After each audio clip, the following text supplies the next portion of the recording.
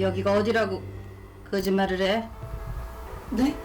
무슨... 남의 남자 뺏어놓고 어디 와서 징징대? 남편과 사별하고 40살 늦은 나이에 신내림을 받은 숙자 씨. 그날 저녁 좀 서둘러 주시고요. 오늘 중요한 날입니다. 잘 부탁드리겠습니다. 필규 씨. 시간 딱 맞춰 왔네? 오늘 디데이인데 실수하면 안 되지. 역시 우리 자기가 최고야. 이 집 굿장만을 도와주는 필규 씨와 숙자 씨 비서 미영 씨인데요. 저기 누님 나와 보세요. 누님. 필규. 정확히 내려 주십시오. 어허, 이 두 사람 무슨 꿍꿍이지요? 용한 점쟁이 숙자 씨를 속이려다 무슨 일을 당하려고 이럽니까?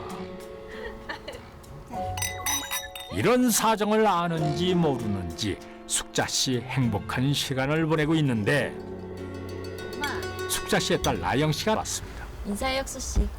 우리 엄마. 생신 축하드립니다, 어머님. 그런데 너 우리 남자 만나면 안 된다고 했지? 엄마. 저 살기 좀 봐. 오비서 소금 갖고 와서 뿌려라. 엄마. 죄송합니다. 나 먼저 갈게. 혁수 씨. 연전에서 악담이라니 숙자 씨 용한 점쟁이인진 몰라도 좋은 엄마는 아닌가 봅니다. 이때 아들 정환 씨가 술에 취해 돌아왔습니다. 아, 강 여사님 아니지 선녀님 생신 축하드립니다. 너 언제 인간 될래? 인간 내가 뭐 내가 왜 이렇게 사는데? 에이씨. 엄마한테 말버릇이 그게 뭐야? 아저씨 꽃뱀은 좀 빠집시다. 에? 뭐 꽃뱀? 아니 이 자식이 야 이 자식아 야 너 꽃뱀? 이 자식. 필규 씨가 엄마에게 접근한 것이 마음에 안 들었던 정환 씨 급기야 한바탕 몸싸움이 벌어지는데요. 어디서 필규 데리고 나가. 어서.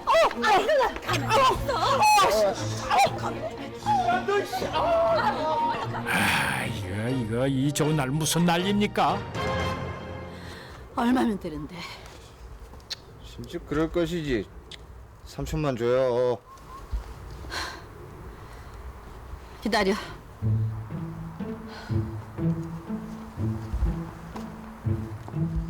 돈 잘 버는 엄마에게 폐악질을 일삼는 아들에 꿍꿍이를 숨기고 접근하는 연인, 그리고 내 맘 같지 않은 딸까지. 용한 점쟁이 숙자 씨 팔자 한 번 기고합니다. 다음 날 여기요. 해가 중천인데 아직 점집 문이 열리지 않았습니다. 여기요. 안에 사람이 있을 잠시만 텐데. 기다려주세요. 죄송합니다. 죄송합니다. 간밤에 외박을 하고 돌아온 딸 나영 씨. 엄마. 그런데 숙자 씨에게 무슨 일이라도 생긴 건가요? 엄마. 아니 이건 피 아닙니까?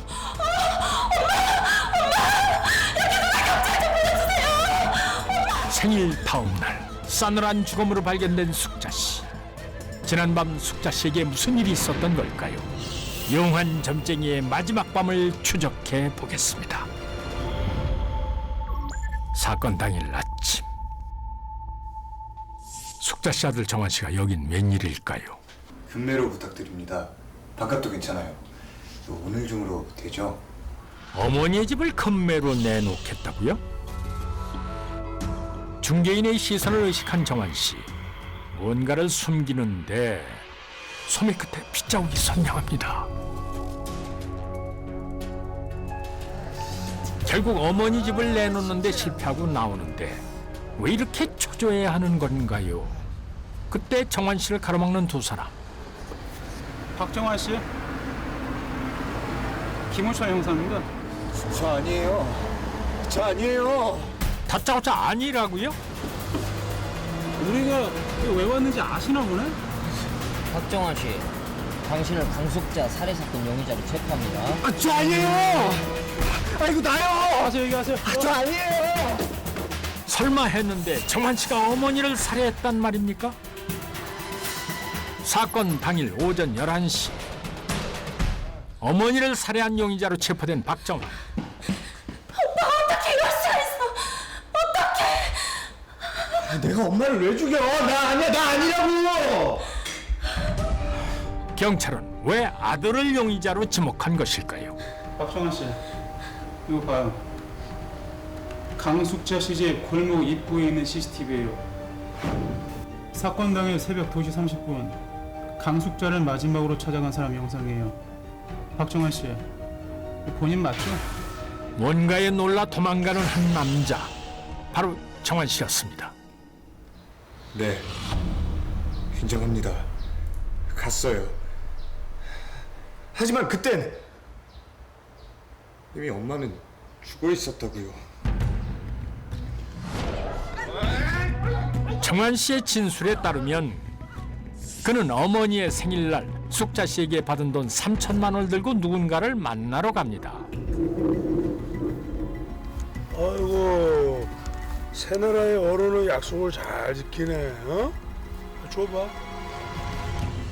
도박판에서 돈을 빌려준 사채업자들이었습니다. 뭐야? 겨우 이자만 가져온 거야? 죄송합니다.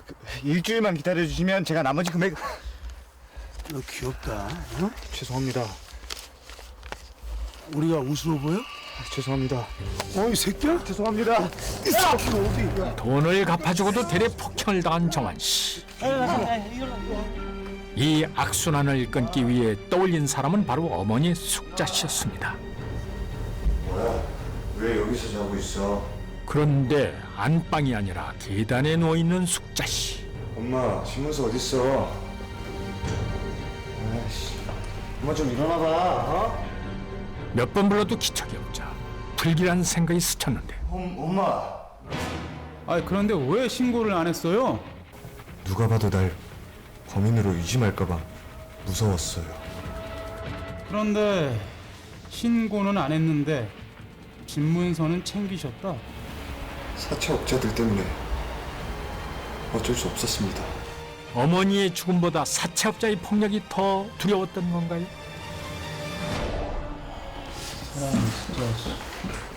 형님, 강속자 사망 추정 시간 나왔습니다. 근데 이게 새벽 1시 15분인데. 뭐라고? 거 봐요! 제가 갔을 땐 이미 엄마는 죽어 있었다고요! 조용히 해요 좀! 박정환이 어머니를 찾아간 시각은 새벽 2시 30분. 사망 추정 시간은 그보다 1시간 이상 앞선 상황. 그렇다면 집에 갔을 때 어머니가 이미 사망해 있었다는 박정환의 주장은 사실인 걸까요? 사망 추정 시간을 바탕으로 재수사가 시작됐습니다. 그런데 그날 밤 아들 정환 씨보다 조금 일찍 숙자 씨를 찾아온 사람이 있었습니다. 사건 당일 12시 30분 CCTV에 포착된 한 쌍의 남녀. 숙자 씨에게 청혼했던 최필기와 숙자 씨의 비서 오미영이었습니다. 숙자 씨의 사망 추정 시간과 거의 일치하는 두 사람의 방문 시간. 사건 이튿날 오전. 두 사람은 서해안의 작은 섬에 숨어 있었습니다. 짙은 선글라스로 변장까지 하고 말입니다. 왜? 누님 괜찮을까? 자기 진짜 숙자나 좋아한 거야? 아니 누님은 진심이었는데 미안해서 그러지. 놀고 있네. 이미 엎질러진 물이야. 정신 차려. 엎질러진 물이라니 진짜로 이 두 사람이 범인인 겁니까? 그리고 그때 잠깐만요. 색필규 씨, 오미영 씨 맞으시죠? 경찰입니다. 작은 섬까지 찾아온 경찰을 보고 놀란 두 사람 힘껏 도망쳐보지만은 꼼짝없이 잡히고 맙니다.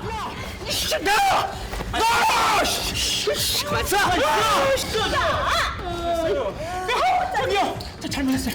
예, 제가 잘못했습니다. 잘못했어요, 형사님. 잘못했습니다. 이 사람들이 사람 죽여놓고 뭐 잘못했다 그러면 뭐 이게 끝인가? 어? 예, 죽어요? 누가 죽었는데요? 나 일어나! 일어나! 언니가 죽었다는 무슨 얘기예요? 우리 누님이 왜 죽어요? 숙자 씨를 살해한 범인이 아니라면 왜 이곳까지 숨어든 것일까요? 두 사람의 주장은 이랬습니다. 숙자 씨의 신통력이 방울에 있다고 믿었던 미영 씨, 작전을 짜는데요. 확실하지? 당연하지. 그게 바로 숙자 언니 신발의 핵심이야. 오늘 누님하고 예찰 올 테니까 확실히 빼돌려야 돼. 오케이. 10시까지만 붙잡고 있어. 알았어. 누님! 숙자 씨 모르게 내연 관계를 유지했던 두 사람. 저와 결혼해 주십시오. 청혼을 빙자해 숙자 씨를 밖으로 유인한 뒤 방울을 훔치려 했지만은 예기치 못한 아들 청환의 난동으로 계획이 수포로 돌아가게 됩니다.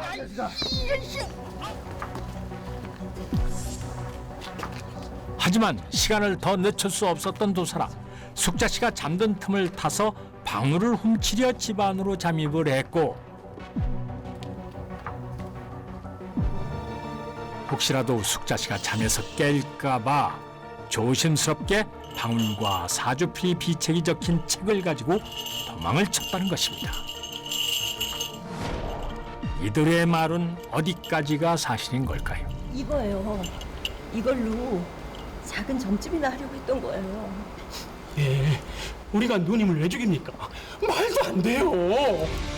불행한 사건 앞에서 용의자들이 하나같이 발뺌을 하는 상황.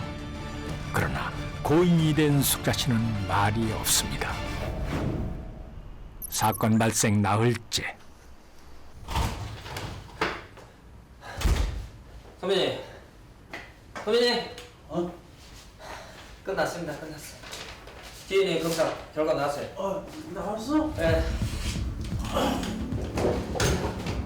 그날 숙자 씨는 범인에 대한 중요한 단서 하나를 남겼습니다. 손쓸 틈도 없이 범인의 칼에 찔린 숙자 씨. 그러나 죽기 전 있는 힘껏 범인의 목덜미를 핥혔던 것입니다. 놀랍게도 손톱 끝에서 나온 혈흔은 손혁수의 것이었습니다. 숙자 씨의 딸 나영 씨의 남자친구인 손혁수. 생일날 숙자 씨에게 문전박대를 당한 안갑tum이라도 했던 것일까요? 피해자의 손톱 끝에서 DNA가 채취되자 경찰 수사는 활기를 띱니다. 하지만 은 강원도 인근에서 렌트한 차량을 반납한 이후 먼지처럼 모든 흔적을 감추고 마는데요. 휴대전화는 물론 신용카드까지 자신의 흔적이 남을 수 있는 모든 것의 사용을 중지하고 어딘가로 숨어들고 맙니다. 용의자가 특정이 되고도 일주일이 지나도록 아무런 소득이 없자 경찰 내부에서는 자칫 이번 사건이 미제 사건이 될 수 있다는 우려의 목소리까지 새어나왔습니다.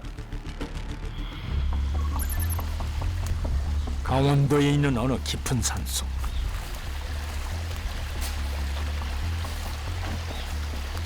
개울에서 거물질을 하는 이 사람은 손혁수 아닙니까?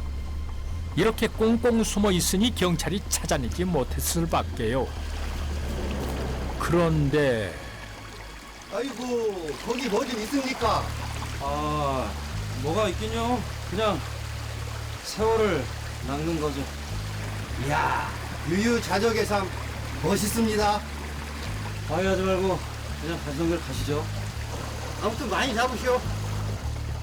사람들의 관심이 부담스러운 손혁수. 아, 여기까지 사람이 오고 난리야. 죄의 대가를 치르게 하려면 누군가 손혁수를 알아봐야 할 텐데. 저기요! 아, 오늘 일진 참. 그냥 가시던 길 가세요. 가시던 길이 여기입니다. 손혁수 씨. 야, 손혁수!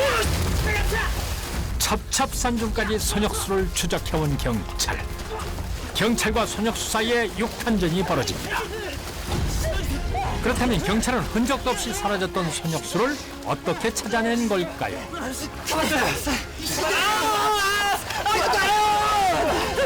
근데 여기는 이제 어떻게 알았죠? 죽은 강숙자가 산 손혁수를 잡았다랄까? 참, 용하게 용한 점쟁이야. 그지? 죽은 숙자 씨가 손혁수를 잡아냈다니 대체 무슨 사연이죠? 사실 절도 등으로 전과 5범이었던 손혁수는 출소 뒤 숙자 씨네 동네에서 배달 일을 하고 있었습니다. 그런데 복지도 비싼데 찾아온 사람이 정말 많네요. 그거 다 현금 여사잖아요. 돈 긁는다 긁어. 배달을 갔다가 현금 부자 숙자 씨에 대한 이야기를 듣게 됩니다. 엄마. 숙자 씨의 딸 나영에게 접근하는 데는 성공을 했지만 생신 축하드립니다, 어머님. 얼굴에 저 살기 봐라. 아, 소금 뿌려. 엄마! 숙자 씨는 역시 보통 사람이 아니었습니다.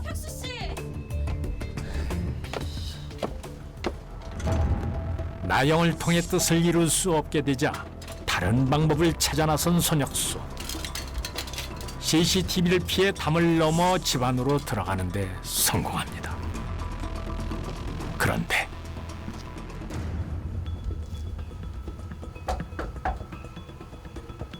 누구세요? 손혁수입니다. 어찌된 일인지 당당히 숙자 씨를 불러냅니다. 네가 여기가 어디라고? 따님과 헤어지겠습니다. 대신 소원이 하나 있습니다. 무슨 소원? 용하시다면서요. 제 사주 한 번만 봐주십시오. 딸과 헤어지겠다는 손혁수의 말에 경계심이 풀린 숙자 씨. 들어와. 손혁수를 집 안으로 들이게 됩니다. 그리고 손혁수의 사주를 풀기 시작하는데 사주에 관이 많아. 이 사주는 나랏밥을 먹어야 되는데 공무원 쪽으로 안 풀리면 콩밥을 먹을 수도 있어.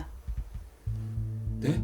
숙자 씨가 사주와 점괘로 자신의 전과 사실을 알아내자 당황한 손혁수. 그럼 전 어떻게 해야 됩니까? 도시가 안 맞아. 적어도 앞으로 10년 동안은 그럴 수 있어. 동남쪽. 물보다는 산. 기억으로 시작하는 산이 좋겠네. 전생에 죄가 많아.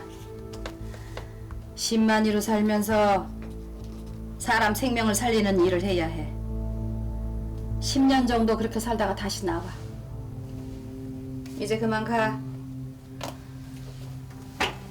너와 우리 집안 인연은 이걸로 끝이야.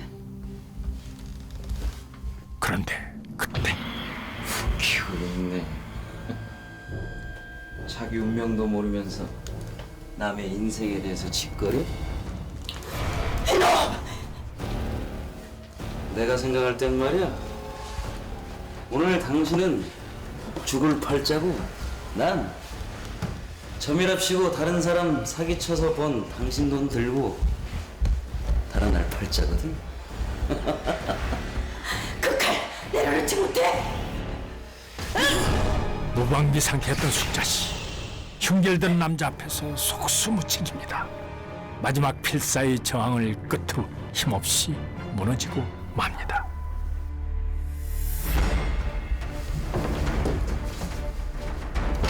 복채를 받은 현금이 다발로 숨겨져 있다는 숙자 씨의 집. 그러나 현금은 비밀 금고에 보관되어 있었습니다.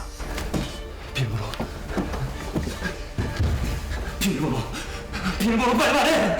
비밀번호 빨리 말해! 말 안 하면 당신 딸까지 죽여버릴 거야! 비밀번호! 숙자 씨는 이미 숨을 거둔 뒤였습니다.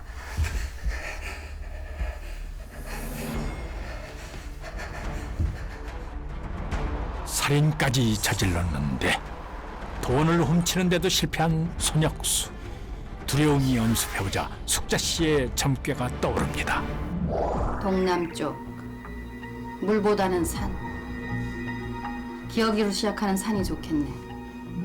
10만이로 살면서 사람 생명을 구하는 일을 해야 해. 자신의 과거를 정확하게 꿰뚫었던 점괘를 무시할 수 없었습니다. 사건 이후 의 점괘대로 산속에 숨어들어 완전 범죄를 꿈꾸게 되는데요. 하지만 의 점괘 노트는 답보 상태에 놓였던 경찰 수사의 중요한 단서가 되고 결국 은 산속에서 경찰에 체포되고 맙니다. 자신이 죽인 무속인의 연을 따랐다가 경찰에 잡히는 아이러니한 상황에 놓이게 된 겁니다. 계획적인 살인으로 15년형을 선고받은 손혁수. 강숙자 사기꾼 산속에 숨으면 된다면서! 조용히 안 해? 야, 너 잡으려고 강숙자가 너무 더신가 보지? 우리 엄마 살려내! 우리 엄마 살려내! 우리 엄마 살려내! 나쁜 자식! 어떡할 거야! 생명을 앗아가는 것은 그가 맺고 있던 세계 전체를 파괴하는 것과 같습니다. 그래서 생명은 우주의 무게를 지닌다는 걸 기억해야겠습니다.